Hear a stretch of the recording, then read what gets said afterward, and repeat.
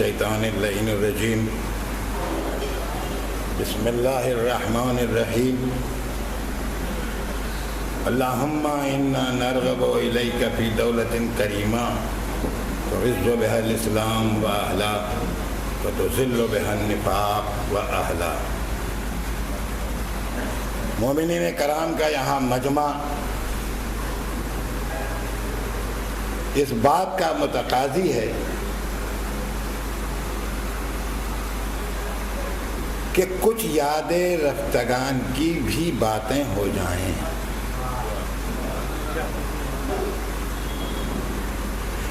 وقت دبے پاؤں آہستہ آہستہ گزرتا چلا گیا۔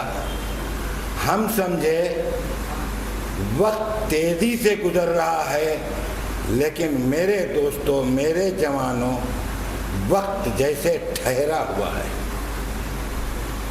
کچھ مانگ رہا ہے آپ حضرات سے۔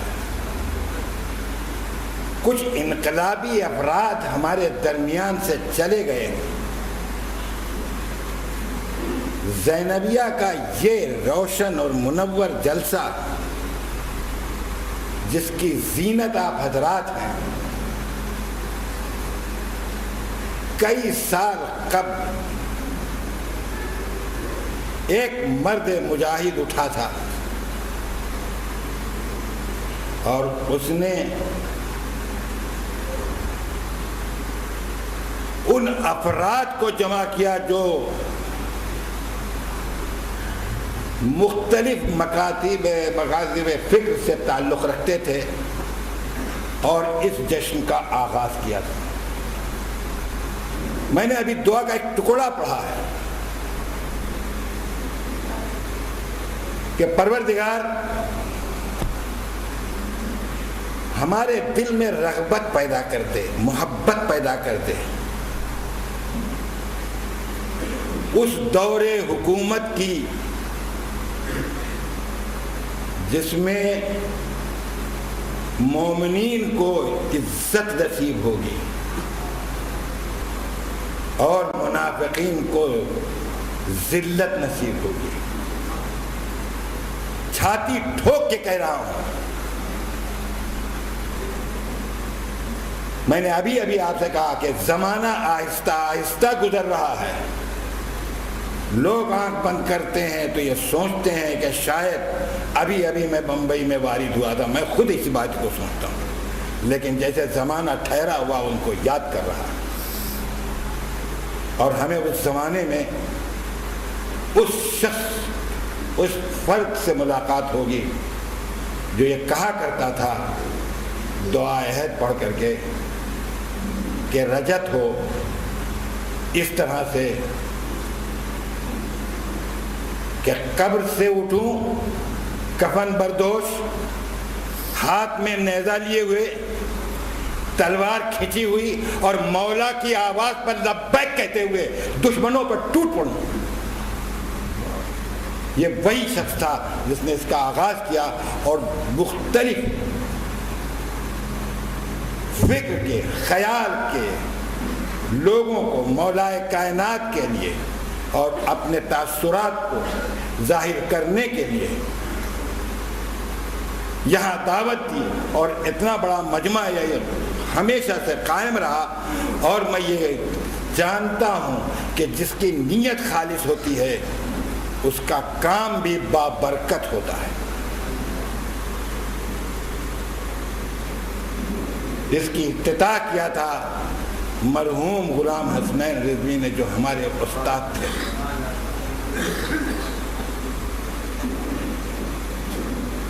یہ آغاز انہوں نے کیا،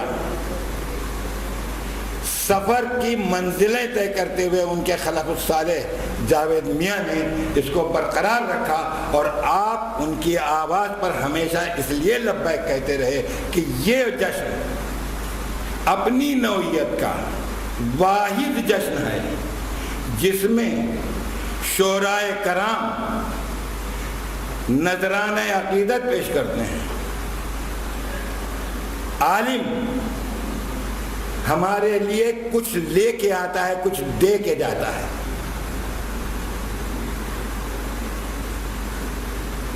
تو میں صرف اس لیے آپ کی خدمت میں حاضر ہوا کہ ان کا نام نہیں لیا جا رہا تھا جس نے اس کی سنگ بنیاد رکھی، جس نے اس کو زینت بخشی۔ ہمیں وہ ملیں گے، اس زمانے میں ملیں گے جب رجت ہوگی۔ آپ تشریف لائیں گے، میں ان کے ساتھ ساتھ چلا ہوں، قدم بقدم چلا ہوں، ان سے سیکھا ہے، ان سے عقیدت اس لیے زیادہ پیدا ہو گئی کہ ایک خلوص تھا جو درمیان ہم استاد اور شاگرد کے درمیان کام کر رہا تھا۔ اس لیے میں نے ہمت کی، ہمت ہے ذہن رسا،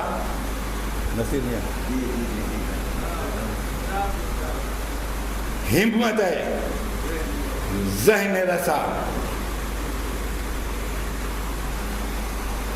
ہمت ہے ذہن رسا، حد تعین سے گزر،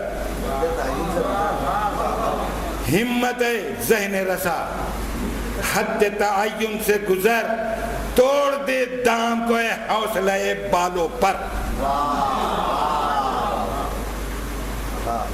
اس عمر میں بھی جب کبھی کچھ لکھنے بیٹھتا ہوں تو ظاہر ہے کہ اللہ تبارک و تعالیٰ کے نام کے بعد، اب میں معصومین کا نام لینے کے بعد اس کا نام لیتا ہوں جس نے مجھے قلم پکڑ کے لکھنا سکھایا۔